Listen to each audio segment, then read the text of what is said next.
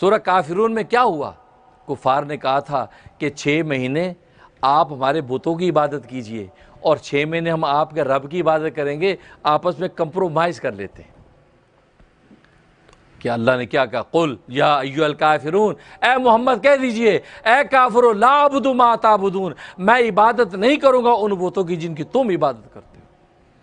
اس کا مطلب کہ کافر جو ہے اپنے کفر سے ہل گئے۔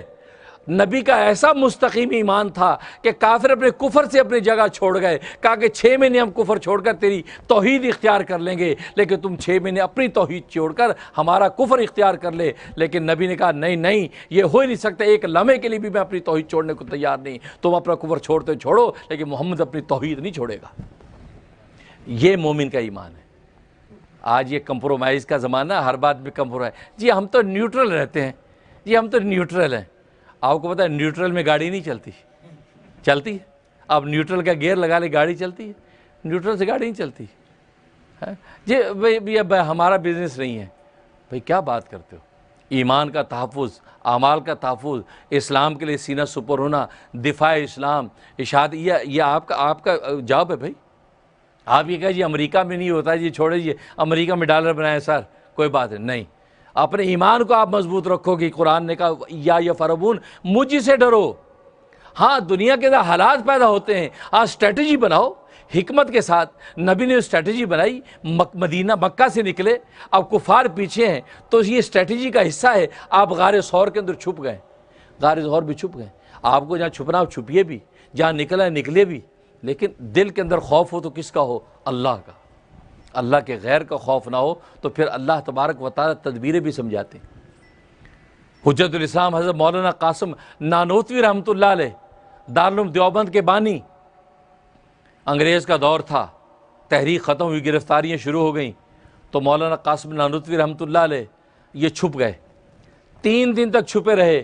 3 دن کے بعد باہر نکل آئے، تو دوستوں کا حضرت آپ باہر کیوں نکل آئے؟ آپ وہ جو ابھی گرفتاری ہے، یہاں تو آپ کو تلاش کیا جا رہا ہے، انگریز فوج آپ کو تلاش کر رہی ہے۔ اور میں کہا نہیں، میں نے اپنے نبی کی زندگی پر نظر ڈالی تو نبی دشمن کے خوف سے 3 دن چھپے ہیں غار ثور میں، 3 دن سے زیادہ نہیں چھپے، لہذا میں بھی نبی کی اس سنت پر عمل کر کے 3 دن ہی چھپوں گا، اس سے زیادہ نہیں۔ باہر نکلے، عصر کی نماز پڑھ کے مسجد سے نکل رہے ہیں تو اطلاع مل گئی انگریز فوج کو کہ بھائی یہ قاسم نانوتوی آیا ہوا ہے۔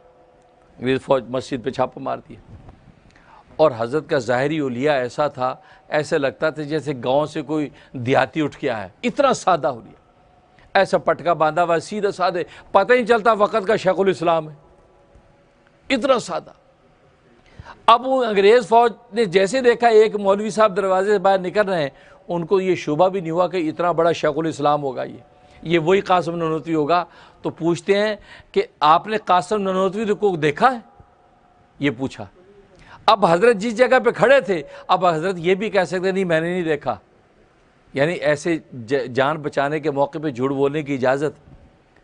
تو لیکن آپ نے سوچا نہیں یا اللہ اس موقع پہ میری دستگیری کر تاکہ میری زبان سے جھوٹ نہ نکلے۔ جس جگہ کھڑے تھے اس جگہ سے ہٹ گئے اور ہٹ کے اس جگہ کی طرف اشارہ کر کے کہا ابھی تو قاسم نانوتوی یہاں تھا، ابھی تو یہاں تھا۔ اب یہ اشارہ کیا، ان کو ان کی خواب و خیال میں نہیں کہ یہ بندہ کیا کہ او اچھا بھی یہاں تھا، ادھر ادھر چلا گیا کہ وہ انگریز فوج چلی گئی، حضرت گھر آ گئے۔ تو دیکھو یہ اللہ، جب خوف صرف اللہ کا رہتا ہے اور رسول اللہ کی اتباع کا جذبہ رہتا ہے تو اللہ تبارک و تعالیٰ مدد کرتے ہیں، اللہ نصرت نازل کرتے ہیں۔ لیکن آج ہم تو پہلے سے تیار ہوتے ہیں، یار جھوٹ بول لیں گے، یار کوئی بات نہیں، جھوٹ چلتا ہے یار، کوئی بات امریکہ میں چلتا ہے۔ نہیں نہیں، مومن کی شان نہیں ہے، مومن ڈرے تو اللہ سے ڈرے۔ اس لیے فرمایا کہ بنی اسرائیل میں جو لوگ ایمان نہیں لاتے محمد پہ صرف ایک خوف کی وجہ سے، ایک ڈر کی وجہ سے، نہیں، شان تو یہ کہ تمہیں ڈرنا ہے تو اللہ سے ڈرو۔